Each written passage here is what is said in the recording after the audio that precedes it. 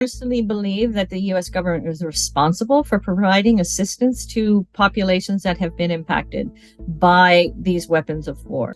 And now in Vietnam, you can see that the health and disability effects have now manifested in the fourth generation. Did you know that the US massively spread in several Asian countries one of the most toxic chemicals ever created? Agent Orange was a tactical herbicide that the US government used during the war in Cambodia, Laos, and Vietnam between 1961 and 1971. And the spraying was part of the US military Operation Ranch Hand, which aimed to use chemical defoliants to deprive Vietnamese forces of forest cover. Today, the health consequences are still devastating for millions of civilians who say they've been poisoned.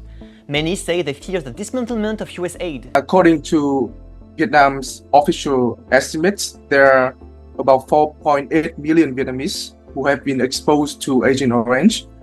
And the problem is also complicated by the fact that most of the victims live in impoverished areas, rural areas in Vietnam.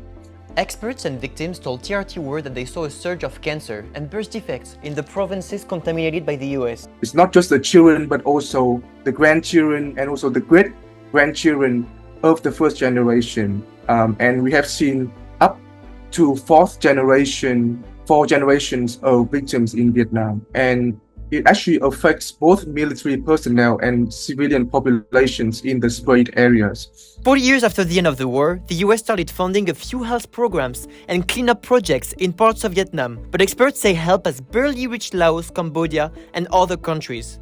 It was stored in several places, including in Thailand, Korea, and the soldiers who were exposed to Agent Orange can also experience some sort of health effects. They were on more than 20 bases throughout Thailand where US forces were located during the war, and it was sprayed heavily around the perimeter of those bases.